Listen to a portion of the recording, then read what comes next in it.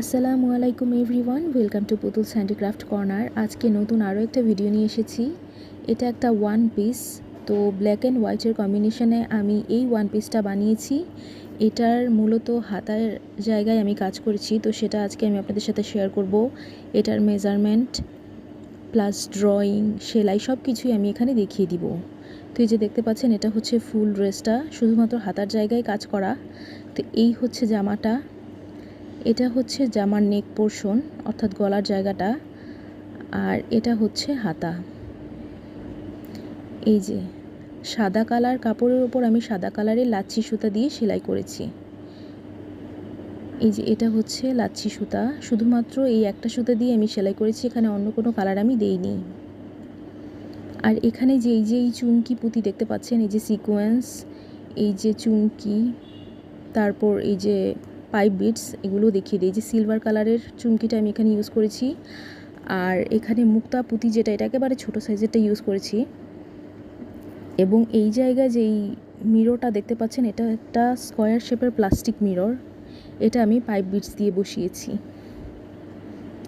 জামার এই নিচের পোর্শনটাতে আমি কিছু দূর পরপর 5 থেকে 5.5 ইঞ্চি হবে পরপর আমি মিডিয়াম সাইজের মুক্তাটা বসিয়েছি। এই ছোট মুক্তা সিকোয়েন্স প্লাস এই যে মিডিয়াম সাইজের এই মুক্তাটা, এগুলো বিভিন্ন সাইজের হয়, এই যে আরেকটু বড় সাইজেরও পাওয়া যায়। তা আমি এটা ইউজ করেছি এখানে। আর গলার জায়গায়ও কিন্তু আমি একইভাবে ইউজ করেছি, শুধুমাত্র চুমকির ওপরে আমি মুক্তাটা না দিয়ে এই সুগার বিটসগুলো দিয়েছি। এই যেগুলো, এগুলো ট্রান্সপারেন্ট সুগার বিটস। আর এখানে যে লেসটা দেখতে পাচ্ছেন, এই যে আমি গলাতে এবং নিচে দিয়েছি এই যে এই লেসটা, এই লেসের মধ্যেও কিন্তু ট্রান্সপারেন্ট সিকোয়েন্স করা আছে, যে আমি একদম সামনে থেকে দেখিয়ে দিচ্ছি। এটা আমার কাছ থেকে 30 টাকা গজ নিয়েছিল। তো এখানে মাঝখানে যে ফাঁকা জায়গাটা আছে, এটা ভেতরে দিয়ে আমি সেলাইটা করে নিয়েছিলাম। আর আমার হাতার পোর্শনের জায়গাটা এই দেখেন, এটা কিন্তু ডাবল ভাঁজ করে তারপর আমি সেলাইটা করেছি। এই যে আমি গলার জায়গায় লেস দিয়েছি, হাতায় দিয়েছি, আর জামার ফ্রন্ট পার্টে দিয়েছি। আর পেছনের গলাটা আমি গোল গলা রেখেছি। এই যে আমি এটা কলারের মতো দেইনি, কলার মতো দিলে ওটা চাইনিজ কলারের মতো হয়ে যেত, কিন্তু এখানে আমি গোল গলা দিয়েছি। আর জামার পেছন দিকে আমি এরকম করে পাইপিং দিয়েছি, শুধুমাত্র সামনের পোর্শনটাতে আমি লেস দিয়েছি। টোটাল 3 গজের মতো আমি লেস কিনেছিলাম, ব্যবহার করার পর আর প্রায় 16.5 ইঞ্চির মতো আছে, যে আমি দেখিয়ে দিলাম, এইটুকু রয়ে গেছে। এখানে আমি আগে ডিজাইনটা এঁকে নিয়েছিলাম, দেখিয়ে দিচ্ছি আপনাদেরকে। এই নেকটাকে ওভারল্যাপ ভি প্ল্যাকেট নেক বলে, আর হাতাতে তো আমি লখনৌ ওয়ার করেছি। কামিজের লম্বাটা আমি নিয়েছি 44 ইঞ্চির মতো, হাতার লম্বা এই যে 44 ইঞ্চি, হাতার লম্বা 20 ইঞ্চি, এবং হাতার এই ফাঁকার জায়গায় যে মুহুরিটা, এটা 7 ইঞ্চি। মেইন ফ্যাব্রিকটা আমি রেখেছি ব্ল্যাক কালারের, স্লিভস লেস এবং হ্যান্ড এমব্রয়ডারিটা আমি হোয়াইট কালারের করেছি। তো এই হচ্ছে এই যে ফাইনাল লুকটা। আর আমি আপনাদেরকে এই ডিজাইনটার ড্রয়িংটা করে দেখাচ্ছি। প্রথমে আমি একটা দাগ দিয়ে নিচ্ছি সমানভাবে, তারপর 2 ইঞ্চি চওড়া রেখে আমি একটা করে ফোঁটা দিয়ে নিচ্ছি। এই একটা, এই আরেকটা, এই আরেকটা, অর্থাৎ টোটাল ডিজাইনের চওড়া হবে 2 ইঞ্চি। এখন এই বিন্দুগুলো বরাবর আমি মিলিয়ে দিব, এই যে মিলিয়ে দিচ্ছি। আর ভেতরের দিকে এই টোটালটা তো হাফ ইঞ্চি, হাফ ইঞ্চিরও অর্ধেক হবে, অর্থাৎ 1.25 ইঞ্চির মতো আমি আরেকবার ভেতরের দিকে দাগ দিয়ে নিব। এটা কিন্তু বাহিরে হবে না, 2 ইঞ্চির ভেতরে হবে। এই যে আমি ফোঁটা দিয়ে নিচ্ছি, 0.2 ইঞ্চির মতো এখানে বিন্দুগুলো বসিয়ে আমি এখন আরেকবার দাগ দিয়ে নিচ্ছি। এই যে একদম সমানভাবে টেনে দিতে হবে। এই যে 2 পাশে দাগানো শেষ। এখন আবার 2 ইঞ্চি পর পর আমি বক্সের মতো করে দাগ দিয়ে নিব। এর জন্য আগেই আমি মেজারমেন্ট অনুযায়ী ফোঁটাগুলো দিয়ে তারপর দাগিয়ে নিচ্ছি। এই যে 2 ইঞ্চি চওড়া, এই পাশেও 2 ইঞ্চি চওড়া হবে। প্রত্যেকটা ঘর যাতে সমান হয় একটু খেয়াল রেখে দাগ দিতে হবে। এই দেখুন 2 ইঞ্চি, এই যে এটাও 2 ইঞ্চি, প্রত্যেকটা 2 ইঞ্চি, ভেতরেরটাও 2 ইঞ্চি। এই যে বাহিরের চওড়াটাও আমি নিয়েছিলাম 2 ইঞ্চি, আর ভেতরের জায়গাটা 1.25 ইঞ্চির মতো, অর্থাৎ 0.25 ইঞ্চিস। এই যে এবার আমি এখানে একটা ছোট লেক্সাসের যেই বক্সগুলো থাকে ওইখান থেকে আমি এটা কেটে নিয়েছিলাম, যেহেতু একটু শক্ত বরফির মতো দেখা যায়। তো আমি এই যে এটা বসিয়ে তারপর ফোঁটাগুলো দিয়ে নিয়েছি। আর আপনারা যদি এভাবে না করতে পারেন, এই যে আমি আন্দাজ করে আরেকটা করে দেখাচ্ছি, এই যে এভাবেও দিতে পারেন। তবে বরফির মতো করে নিলে একটা সুবিধা হয়, এতে করে আপনার প্রত্যেকটা বক্স সমান সমান হবে। এই যে এটার মতো করে তো এটা বসালাম, এই যে 4টা বিন্দু দিয়ে এখন আমি এটা দাগিয়ে নিব।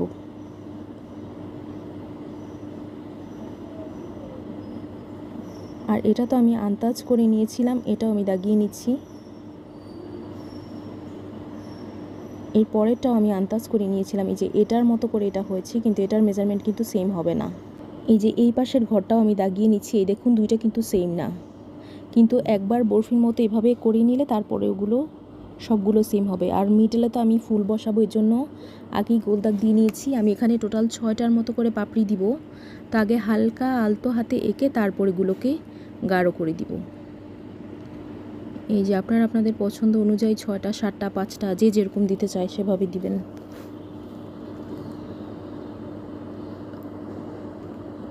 এই যে এখন এগুলোকে গাঢ় করে দিচ্ছি।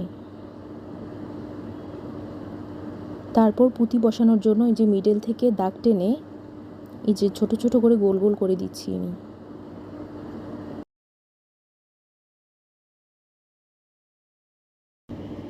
এবার বরফির মাঝখানে কিছুটা আন্দাজ করে আমি আবারও ফোঁটা দিয়ে নিচ্ছি, যেহেতু সেলাই করতে হবে। এই যে এবার এগুলো ভেতর দিক থেকে আমি দাগগুলো টেনে নিচ্ছি। এই দুইটাও আমি এভাবে করে নিব। এই যে আর ভেতরের দিকে তো মিরর বসবে, সেই অনুযায়ী আমি এখানে বসিয়ে নিচ্ছি। এই যে স্কোয়ার শেপের মিরর বসবে, আপনারা চাইলে রাউন্ড শেপের মিররও দিতে পারেন। তো আমি এখানে স্কোয়ার শেপেরটা দিয়েছি। এখানে লাচ্ছি সুতো আমি 2 গুণ নিয়েছি, এবং আমি যেই ড্রয়িংটা আগেই করে রেখেছিলাম ওই জায়গায় এখন সেলাই করে নিব। তো এখানে আমি শ্যাডো স্টিচটা দিচ্ছি। আপনারা যদি উল্টা সেলাই করতে চান, সেক্ষেত্রে কামিজের পেছন দিকে ড্রয়িং করে তারপর আপনারা ক্রস স্টিচ দিয়ে করবেন, কিন্তু আমি এখানে শ্যাডো স্টিচ দেওয়ার জন্য এটা এইভাবে করেছি। সোজা দিক থেকেই আমি সেলাইটা করছি। এই যে দেখুন প্রত্যেকটা ফোর একদম সমান সমান তালে রেখে তারপর আমি সেলাইটা করে নিচ্ছি। শ্যাডো স্টিচ দেওয়ার ক্ষেত্রে একটা জিনিস খেয়াল রাখবেন, অবশ্যই যাতে কাপড়টা একটু পাতলা হয়, কারণ ভারী কাপড় হলে শ্যাডো স্টিচ দিলে এটা পেছনের শ্যাডোটা দেখা যাবে না, এটা তখন আপনার এটা ব্যাক স্টিচের মতো লাগবে। এজন্য কিছুটা পাতলা কাপড়ের ওপর শ্যাডো স্টিচটা দিতে হয়। এই যে আমি এখন এরকম করে পুরোটা লাইন সেলাই করে নিব।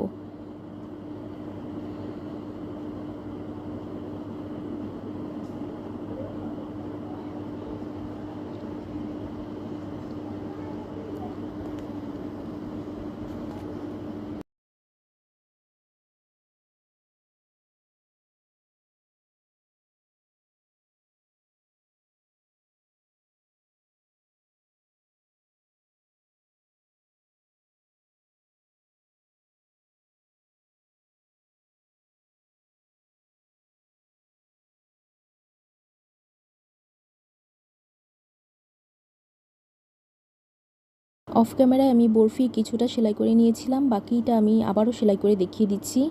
এটাও শ্যাডো স্টিচ দিয়ে করব, যেহেতু লাখনৌ সেলাই, তো লাখনৌ সেলাইগুলো আসলে শ্যাডো স্টিচ দিয়ে করা হয়। তো দেখুন আমি কিভাবে সেলাইগুলো করছি। প্রত্যেকটার ক্ষেত্রেই খেয়াল রাখবেন প্রত্যেকটা সেলাই, প্রত্যেকটা ফোর যাতে একদম সমান তালে হয়, এক্ষেত্রে দেখতে ভালো লাগে। এই যে আমি এটা নিচে নামিয়ে নিচ্ছি, আবার আরেক জায়গা থেকে উঠালাম, আবার নিচে নামিয়ে নিলাম।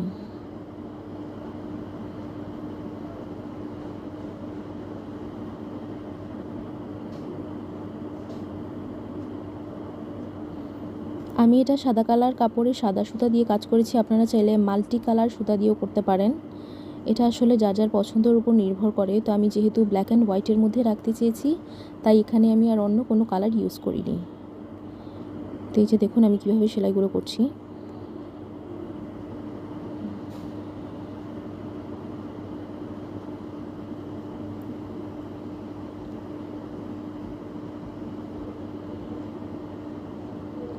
এখানে আপনারা যদি শ্যাডো স্টিচ না দিয়ে ব্যাক স্টিচ দেন তাহলে কিন্তু পেছনে শ্যাডোটা উঠে আসবে না।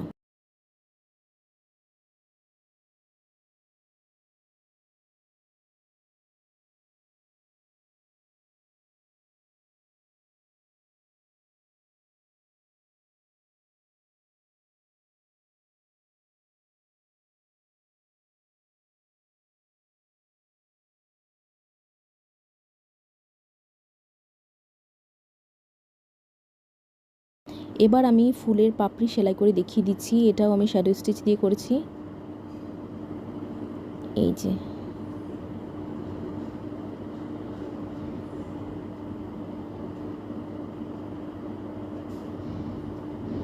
একবার ডানে আবার বামে, আবার ডানে আবার বামে, এরকম করে করে সেলাইগুলো করে নিতে হবে। ছোট ছোট ফোর দিলে দেখতে ভালো লাগে, বড় বড় ফোর দিলে আসলে দেখতে অতটা ভালো লাগে না, তাই আমি ছোট ছোট ফোর দিয়ে এই সেলাইটা কমপ্লিট করে নিচ্ছি।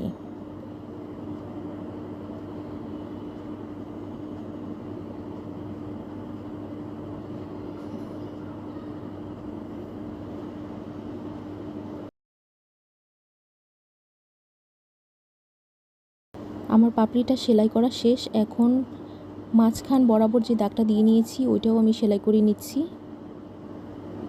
এই যে 2 থেকে 3টা বার ফোর দিলেই কিন্তু সেলাইটা হয়ে যাবে। এখন আমি আবার আরেকটা পাপড়ি সেলাই করে দেখিয়ে দিচ্ছি।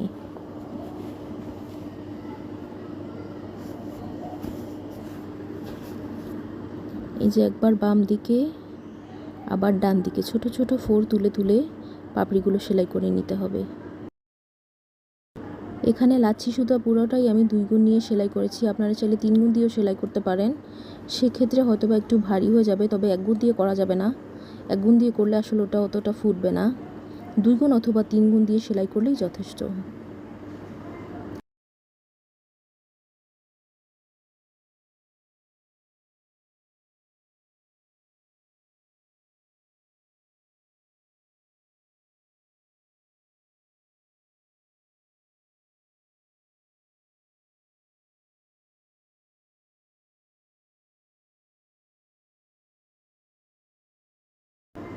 এখন এখানে আমি একটা ফ্যাব্রিক গ্লু নিয়েছি এবং এই বরফির মাঝখানে যেহেতু আমি মিররটা বসাবো তাই আগে আঠাটা দিয়ে আটকে নিলাম।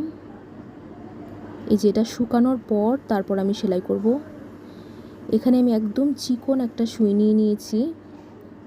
তারপর এই জায়গাতে আমি পাইপ বিটসটা বসিয়ে নিচ্ছি। আর এগুলো অবশ্যই ডাবল ডাবল সেলাই দিতে হবে। একবার করে যদি সেলাই দেওয়া হয় সেক্ষেত্রে খুলে যাওয়ার সম্ভাবনা থাকে, এজন্য আমি 2 বার করে সেলাই দেব। এই যে আগে একবার করে বসিয়ে নিচ্ছি,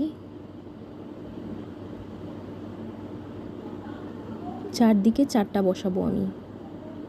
মিডল থেকে সুই উঠিয়ে আরেক পাশের মিডলে বসাবো, যে আরেক পাশের মিডলের দিকে নামিয়ে নিচ্ছি।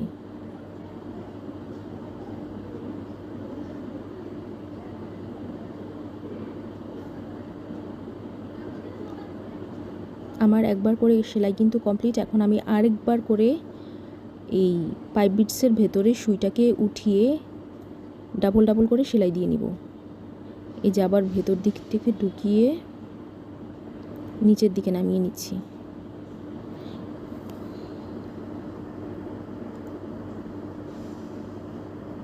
এই যে আবার উঠিয়ে পাইপ বিটসের ভেতর দিয়ে সুইটাকে ঢুকিয়ে আবার আরেক দিক থেকে নামিয়ে নিচ্ছি। এরকম করে আমি চারটাই করে নিব, 4টা বিটসের জন্য 4টা, অর্থাৎ 2 বার করে সেলাই দিতে হবে।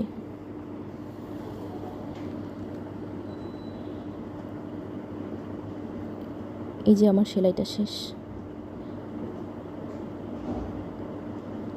এই যে দেখতে অনেকটা এরকম হবে।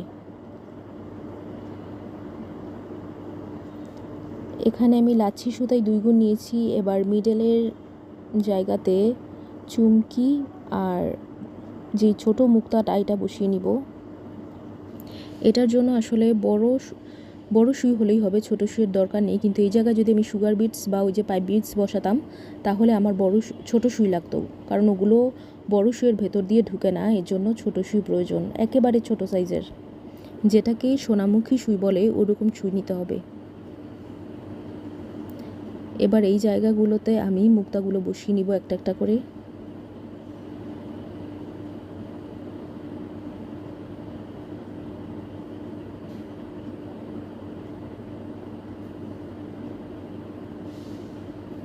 আমি বরফির মাঝখানে যেই মিররটা বসিয়েছি ওটা প্লাস্টিক মিরর, এর জন্য এভাবে বসিয়েছি, কিন্তু এটা যদি প্লাস্টিক মিরর না হয়ে গ্লাস মিরর হতো তাহলে কিন্তু এভাবে বসাতে পারতাম না, কারণ এতে করে একটা রিস্ক থেকে যায় হাত বা পা কেটে যাওয়ার। এই জন্য একটা একটা করে আমি এগুলো বসিয়ে নিচ্ছি। এই যেখানে টোটাল 6টার মতো হবে, আর মিডলে একটা। শুধুমাত্র মিডলে আমি সিকোয়েন্স দিয়েছি, চারপাশে কিন্তু আমি কোনো ধরনের সিকোয়েন্স দিইনি। এই যে এটা হচ্ছে আউটলুকটা।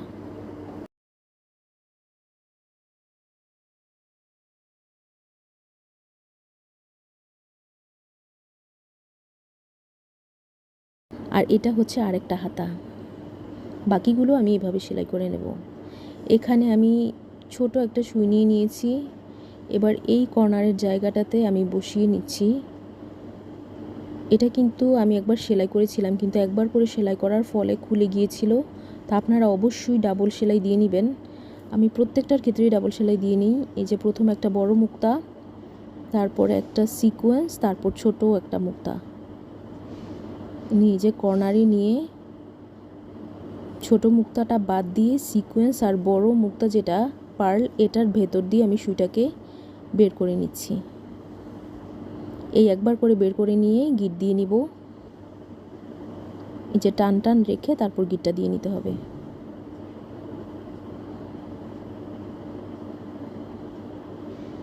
এই যে গিটটা দিয়ে নিলাম। এখন আমি আবারও এটাকে ঢুকিয়ে নিয়ে আরেকবার করে সেলাই দিয়ে নিব, কারণ একবার করে আমি সেলাই দিয়েছিলাম, যেহেতু থাকে না এই জন্য দুইবার করে সেলাই দিয়ে নিব।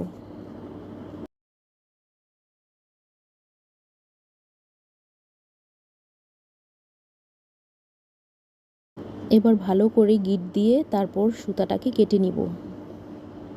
পেছন দিক থেকে সুতাটা নিয়ে তারপর এই যে কেটে নিচ্ছি। এভাবে করে বাকিগুলো সেলাই করে নিতে হবে। এই যে এটা হচ্ছে ফাইনাল লুক। এটা হচ্ছে আমার হাতা। হাতার নিচের জায়গাতে আমি অল্প একটু কালো কালারের কাপড় দিয়েছি ড্রেসের সাথে ম্যাচিং করার জন্য। এই হচ্ছে নেক পোর্শনটা।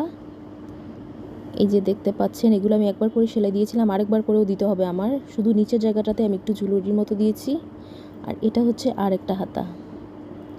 আর ড্রেসে তো কোনো কাজ নেই, শুধুমাত্র আমি এখানে লেস দিয়েছি, পার্ল দিয়েছি। এই যে এখানে এই যে গলাটার মতো,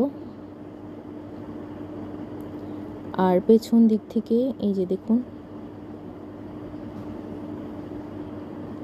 আর পাশেও আমি পাইপিং দিয়েছি, পেছন দিক থেকেও আমি পাইপিং দিয়েছি। এই যে, আর এগুলো হাতে আমি হেম সেলাই দিয়েছিলাম।